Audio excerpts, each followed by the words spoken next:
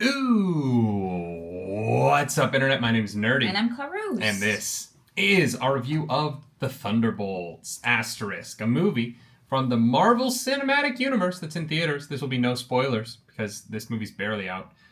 We watched it at 4 o'clock in the afternoon Japan time on Friday, which was 3 a.m. Friday. So the people who saw midnight screenings in New York, 3 a.m. Friday in New York, had just gotten out as we were going into our...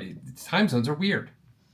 Yep. So no spoilers, because probably I haven't seen it yet. We'll probably do a spoiler chat when we get back to Toronto. Yeah. So look for that. Monday, we're going to do a everything that happened in Japan and Thunderbolts spoiler chat live. It's going to be fun. Yeah. Clarus, what do you think of The Thunderbolts? That's pretty damn good. Yeah, honestly, it's a really good movie. Yeah, I loved it, honestly. I think if I had to levy any kind of criticism, maybe it's a little bit on the nose, but I kind of appreciated that. What do you mean on the nose?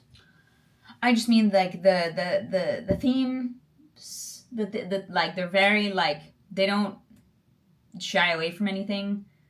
Oh, see, I loved that. I found it very refreshing how genuine it was. I say criticism because I think that some people might not enjoy that. I actually think it is a positive for the movie. So wait, your criticism is that you think a criticism other people might levy at the film? Yeah, that's why I'm saying it's so good that the only thing I can say about it that might be a criticism isn't even something that I don't like. Sure.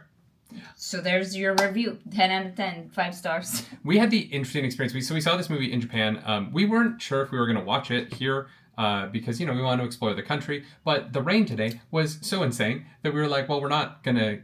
We spent enough time this morning getting wet outside. So we decided to go see a movie. And it is the surreal experience of seeing a movie in Japan, which I've had and you haven't, which is that as, North Americans, it is very common to laugh when there are jokes in a film. And Japanese people just don't. And you got to have that experience with me. There were laughs in the theater. There were a couple. Yeah. There were a couple, but they were mostly you and I. Yeah. They were 96% you and I. Even that, though, is not actually that far off from watching a movie back at home. I feel like you and I are very free with how we feel about things. And we've definitely been at movies in North America where it's pretty quiet. Sure, but the point I'm making is this is at times a comedy, and it is very good. I thought the comedy was excellent. David Harbour is fantastic, playing me in a few years. I think that Wyatt Russell really was had to do something very different with Agent Walker, Captain Walker, whatever the fuck.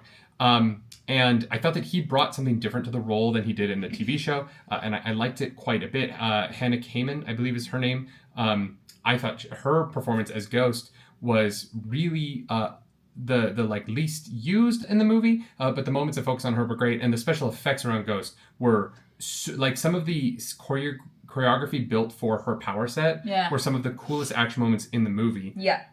The action was impeccable. Mm-hmm. But the movie is really hoisted on the shoulders of 4 characters. Bucky Barnes, played wonderfully by Sebastian Stan. The villain, sort of government evil that is Julia Louis-Dreyfus as Valentina, who was so funny, so funny in a way that made her evil so uncomfortable. Yeah. Because she's so casual and so callous in how cruel she is. Yeah. And that's not that's the opening of the movie. There's not a point in this movie where you're like, oh, she's a good guy. Now. The movie starts with this person is just terrible. Yeah. And it goes from there in a way that Julia Louis-Dreyfus played with so much fervor and joy that I just hated her so much, and I loved it. I thought she was fantastic. Yeah, she crushed it. And the emotional heart of this movie is carried by Florence Pugh as Elena Belova, and Lewis Pullman, an actor who I don't think I've ever seen in anything, as Bob, who is asked to. They ask a lot of him. Yeah. And he crushed it. He's so good. He's so good. He is so good in this movie. Put him in more stuff. I mean, here's the thing. We already know that we love Florence Pugh. Yeah. Like anything she's ever done, her being herself, Yeah. literally like everything about her existence makes me happy. And so I already knew that like that was a big draw to see the movie for me. She delivered. She was phenomenal. Like truly from beginning to end. Immaculate performance. But yeah, Bob was very, it's like a pleasant surprise. I was I was very impressed because they asked some tough stuff. They asked for some tough things, tough beats, and he delivered. Yeah, Yelena also has one of the coolest Marvel action sequences from a camera staging perspective in the movie. It was very reminiscent of some of my favorite Daredevil, like Netflix Daredevil fights. Yeah. There are a couple of camera moments in this movie that are far more interesting than typical Marvel kind of action is. Yeah. Usually because the action in Marvel movies so much has to rely on the CGI, and how are we going to stage the CGI and get ready for the VFX? How do we, do the pre-planning of this? Because the characters in this movie are not as super powered. They are, obviously, a bunch of them have serum in them, which leads to some great humor in the movie, but the reality of the actors being able to do so much of the choreo themselves, or obviously their stunt doubles, allowed for some physical moments in the movie that are in camera, that are on a set, that aren't just like some green screen nonsense. Yeah. And they felt very physical. I thought the director, I don't have it in front of me, I thought they did an incredible job capturing the relative power of these characters and giving them some down-to-earth combat moments on top of kind of the super heroics of what happens in the film. But it had a good combination of the superhero powers and the weight of like actual real combat. Yeah. I think that this movie is going to be very successful. I think that people are really going to like it. I think people are going to gravitate towards it. Part of the reason why I think that is that I find it to be very, like I said, when you were talking about complaints earlier, I found it to be very earnest and genuine. And there has always been an element of the MCU that it gets sarcastic about being a superhero property. You see that in the constant jokes about names and the, like, Spider-Man, really? What? You're Thor? This movie doesn't trade in that. And part of that is the longevity of the franchise. All of these characters have existed in a franchise where, like, their being superheroes isn't crazy. And so these characters are able to peel back from the surface level humor that sometimes some of those quippy moments can get into, and deliver jokes that genuinely came from the pain these characters were feeling. Yeah. And a lot of the humor in this movie comes from either them masking their pain, them, obfuscating to one another, trying not to reveal too much about each other, out of their insecurity. And that's pretty dark sometimes. It's very dark sometimes. And because of that, the humor was very relatable to me. It was very self-deprecating at times. And I was like, these feel like real people who got superpowers in a way that sometimes Steve Rogers doesn't, because he's a man out of time. There's so many elements of him that make him this like larger than life figure, which the movie kind of gets into a little bit, with the Avengers being these monoliths and these people being broken, but so desirous of being good. Yeah. And their genuine desire to be good, flies in the face of their personalities, and it's the struggle of the film, and they have to find it and they have to work towards being good. But the film being about that made it so entrancing to watch. And I loved it. I really, really, really loved it. Yeah, I want to just sing this movie's praises because I think it had a lot to say in a way that's really accessible for everybody, which is, I think, a better way to say what I said at the very beginning of like, well, it's a little bit on the nose. I that might be the wrong way to phrase that. It might just be that the story is very accessible and very relatable to everyone. And so I really am glad that this story was made. It was probably a comic first, but whatever. I'm glad it was put to film. This was never. Oh, different. Okay, cool. That's fun. I love that. There's elements of it, obviously, but No, like of course. this, I mean, there's a lot about this that they had to. They made something, you know. They made something new. The same way the MCU has always done it, right? They take a title, they take a thing, and then they. And that's fine. Like, I think that again, this movie had stuff to say, and so that's what I loved so much about it.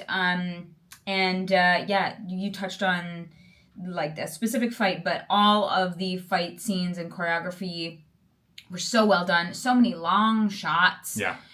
Really easy to follow, which was so nice. Like I felt like I was very aware of where everyone is in the room and what was happening at all times. Yeah. Which, you know, with so much hand-to-hand stuff that can be a little complicated. So I love that about it. And I think people are gonna like this movie a lot, honestly. I don't know how it'll do opening weekend because that the whole might be like marveled out kind of vibe, but I think people are going to say positive things about it, and the longevity of its run in theaters will hopefully prove that that this is still something that people want to see. I will say, I don't think this is spoilery to say. There is a post-credit. There are actually 2 post-credit scenes. And I will say this is the first time in a while where the post-credit scenes felt like they were building towards something. And instead of being like a tease of something that could be fun if it happens. And so there's a strength in this film. And honestly, the whole movie does feel like it is its own story that has a beginning, middle, and end, but feels part of the larger whole in a way that, as I love Shang-Chi. I think Shang-Chi is one of the best post-Endgame movies. I love that movie a lot. Me too. That movie feels like its own thing. And the post-credit scene is like, and also, the universe exists. This movie and this post-credit scene felt a little bit more like we were like, hey, we're the MCU and we built to big things again. And I liked that feeling a lot. I think that the audiences will be very excited about it. I certainly was. And I think both post-credit scenes were some of the funniest moments in the movie. So there's that as well. I think that there's a real strength in the story that... Marvel has been telling lately, honestly. I think Agatha All Along was very good. One of my favorite TV shows of the last decade. I think that Daredevil Born Again was very good. This movie's very good. They both have things that happen in New York City that I'm like, I don't know how those 2 things are the same universe, but that's fine. I'm not worried about it. But lately, Marvel's been putting out some good stuff that I've been really enjoying. And this movie is really, really up there, which is great because I did not give a great review to Brave New World. And so I would like more movies like this, Marvel, and less like that. Because this movie, the characters mattered, the arcs mattered, and it had something to say, and that's It really great. was about the characters, which I think that sometimes Marvel forgets about. They kind of get sidelined for big, cool action magic fights, right? And quips, This really put the characters first, and I think that is why it will be successful. And it had long sequences with no jokes. No, the balance was great. Yeah, I agree. I'm excited to chat with you guys about it in the live stream for spoilers, because there's some stuff that like we can really like dive into, which I'm excited to talk about. Yeah, I agree. But yeah. Also, last bit, great score. The music of this movie incorporates a lot of former Avengers not Avengers, but like MCU themes, but twists them in different ways, and I appreciated that quite a bit. I thought that there was a lot of great musical moments. There's a lot that we could spoil in this movie and talk about it that was great. We won't. Go see it. I honestly highly recommend it in IMAX. I know I say that a lot of the time because I do think IMAX is just a better presentation, but this movie, we saw it in IMAX on the wide resolution, and there was so much in the frame. It was so cool to see this movie in IMAX. I really, I think that the widescreen version of this movie that they're going to play in most movie theaters will be a less good version of the film, just based on how much information was at the edges of some of the frames and how big some of these shots were. I'm curious to go see it again in widescreen and see what's lost, but the IMAX version of this film is awesome, and I hope they continue to put the IMAX versions on Disney Plus, because this is the version of the film that I would watch. Yeah, if you've got the means to go see it on IMAX, it is definitely worth the extra couple bucks. Yeah. That's kind of it. It's just good. Go see it. I haven't. That's true. That's not true. We also watched Havoc last night on Netflix, and that was also great. I've watched a lot of really good stuff lately. I was about to say I haven't seen something I enjoyed as much. Fun, but I wouldn't enjoy it as much as this. No, but it was exactly what it was trying to be, and I also love that movie. That's right. There is good stuff coming out right now. Go check this one out in IMAX. And we will see you all. If you're like, wait, why did you guys watch this and not Sinners? It's like Sinners didn't come out in Japan, so we will see Sinners when we see Sinners, okay? Or maybe we'll react to it. What? A reaction? I don't know. Okay. Depends how long it takes to come out. You like the video, subscribe to the channel. If you don't, hit the dislike button. Leave me comments down below because the algorithm goddess hungry and we must feed her. This episode, that algorithm goddess is... Florence Pugh. Yelena Belova. I mean, she is so good in this movie. No crumbs. She's so good. I know, I love her. She plays like I'm sad and it's funny and heartbreaking at the same time better than anyone. She's like one of the handful of celebrities that if I met, I'd be like, like. I wouldn't. I'd be like, yo, what's up, girl? How you doing? And I don't think that's better, actually. Shut the fuck up. Oh, I would, yeah, I'd be uncomfortable. I wouldn't know what to do and I would embarrass myself. Mm-hmm. That's what I do to MCU stars. I'm at Nerdy Nightly. I'm at Claris Polaris. Do something nerdy tonight. Bye, guys. Bye.